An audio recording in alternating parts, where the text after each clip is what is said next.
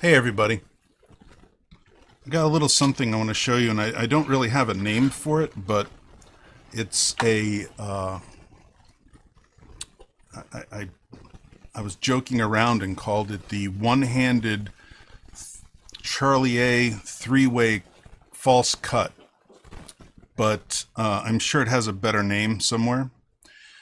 The cut is basically like this, and that's the quicker way. The slower way is like this, then you do the cut, then you bring it in. The interesting thing about this is, I'm using these aces as an example, is that we retain bottom stock while looking like an actual cut. People have always joked about how there is no such thing as a one-handed false cut. But unless you're, doing fancy cardistry and people get lost with what packet was where. So let's say we have these 4 cards here on the bottom. It could be anything, but just, for example.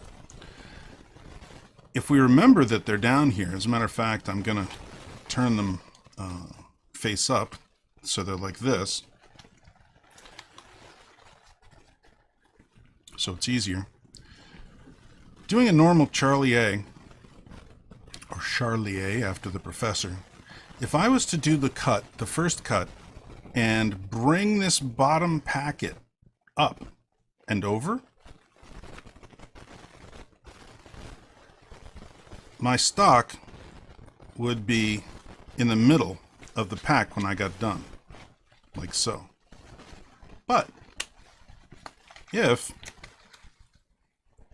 I did whatever flourish I had to, cut some of the cards, but retained these 4, that would be pretty good, because a lot of times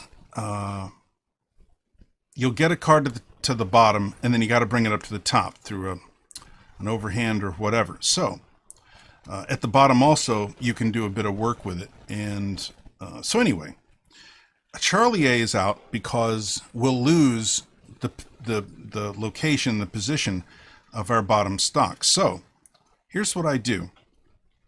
I make a regular Charlie A split, just like you're going to do a regular Charlie A cut. And when I push up, I'll show you the more the first move. I bring the packet down, and I'm just about ready to put this packet over top, right? This would complete the move. I'm just about ready. But instead, I bring it over and take this opportunity to do another split. I've got to put the cards back where they were. I do another split, let's say halfway through this pack. I bring this guy back up and then down, and then my final top of the bottom pack goes on top. Now it looks a little odd when I'm twisting it in different angles, because you don't really do that when you're cutting. So it looks something like this. I'm bringing it down, I do my cut, I bring the packet back up, it comes down, and everything looks like a legit cut. It's like a more fancier Charlie A. But my bottom stock is retained. So the camera's giving you the dealer's view, but the other way to do this, other than this way, which is again halfway through, you brace up against here and you can take your time now cutting with the thumb, even to the aces, but we want to cut a little bit back farther from that. It is hard to do slow. The other way to do it is faster, and again, we haven't lost our bottom stock. The other way to do this is to do a regular Charlie A, bring it up, but instead of trying to push your thumb in and make this bottom part split like you see people try to do, and they bend everything trying to do a 3-way, I thought, why not just do it the easy way? Before this bottom packet even clears the top, I'm just going to grab some of it. I'm going to leave part of it down. I'm just going to grab some and let it fall back down where it came from. Now this guy comes on top and we're done. So I haven't done this where I take the packet, it goes down, I do the split, I bring it back up. Instead, I've taken my initial split. I've pushed up with the finger. I've gotten only push it up enough for the first bunch to be grabbed by the thumb. And then because this bottom packet never cleared it, it's actually been bracing this packet the whole time. So I've got my second, third pinky and the as we showed before, my first finger, just the tip. Now I just bring it down. So there's none of that. The packet goes down, I split, then bring it up. So that looks, it looks like this. So I take it, I bring it up, I take a little bit, I drop it down. Now, I didn't take very much in that case. As a matter of fact, you saw the ace. I only took 4 cards, so obviously that's not the way to go if you're trying to preserve the stock. And when you do things in a video like this, they never look like they do when you're not doing a video. Don't let anybody tell you different. So bring it down, bring this guy up. You saw the ace there. It was nice and slow to do it. And of course, I'm back to tilting.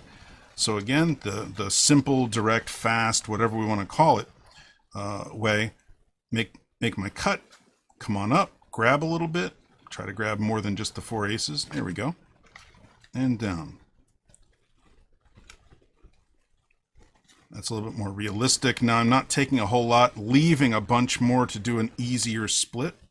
So I bring it up. I can get much more this way and just duck it in. And the stock is retained. So I don't know, and please in the comments tell me what this is called, but it's a kind of a Charlier, because you're doing that old Charlier move.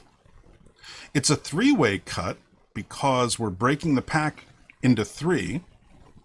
It's a false shuffle in that the bottom, not the top, is retained. So it's a false 3-way. I'm not sure what else to call it. Maybe it's a combination of a couple of known things.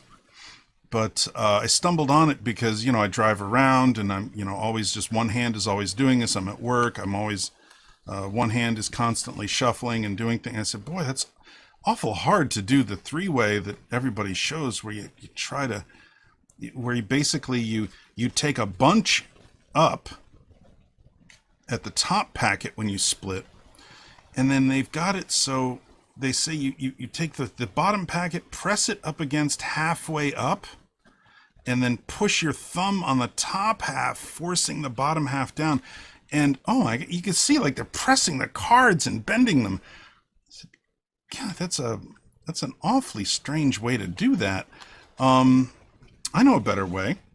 I'll take the bottom stock, because even in that 3-way that we're talking about, that's much more popular, you don't retain top or bottom stock. So in Magic, it has no utility. It can't be used. It's a flourish. It's not helping you do any control whatsoever. So you get your 4 to the bottom, 1 card to the bottom, whatever you want to do, and I can do these kinds of shuffles all day long,